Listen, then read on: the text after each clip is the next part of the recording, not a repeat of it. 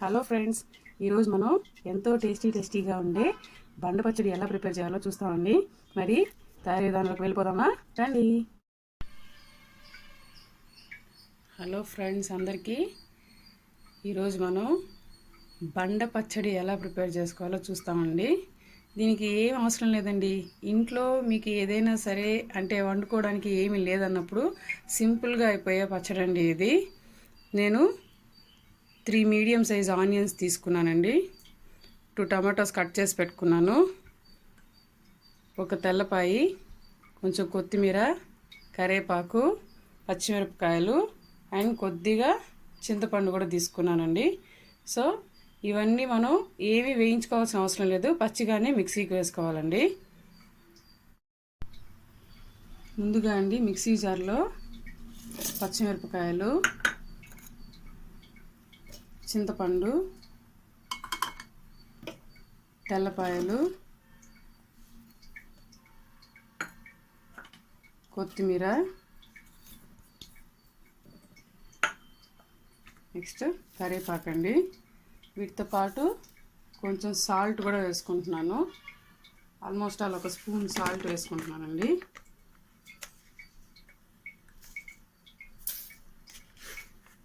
వేసుకొని అన్నీ మిక్సీకి పట్టుకుందాం ఫ్రెండ్స్.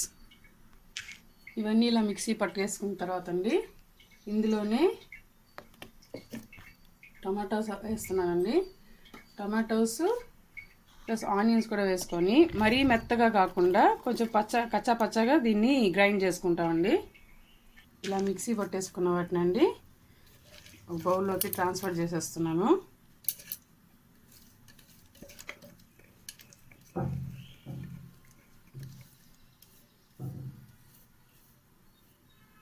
అంతే అండి.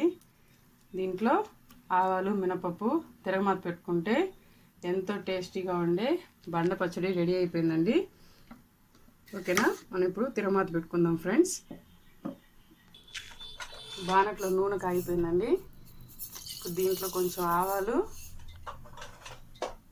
కొద్దిగా మినపప్పు,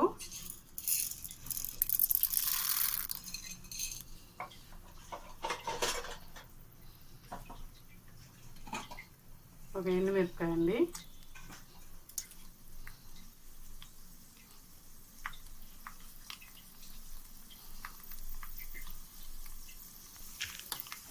ఇది కొంచెం బాగా వేగేంత వరకు ఇలా వేయించుకోవాలి ఫ్రెండ్స్.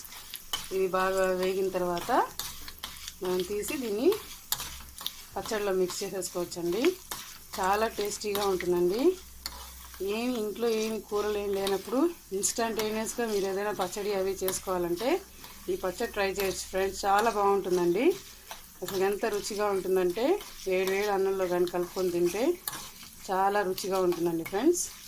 చూసారా, మినపప్పు కూడా కొంచెం బాగా వేగిపోతుంది.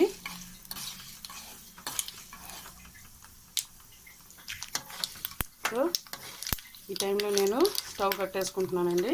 స్టవ్ కట్టేసుకొని దీన్ని మనం చట్నీలోకి మిక్స్ చేసేసుకుందామండి. ఇలా అంతా మిక్స్ చేసేసుకోవాలండి. తాలింపు దీంట్లో వేసుకొని ఇలా బాగా తిరగమాత తాలింపు గింజలన్నీ మిక్స్ అయిపోయేటట్లు కలిపేసుకున్నామండి. అంతే అండి, ఎంతో టేస్టీగా ఉండే బండ పచ్చడి రెడీ.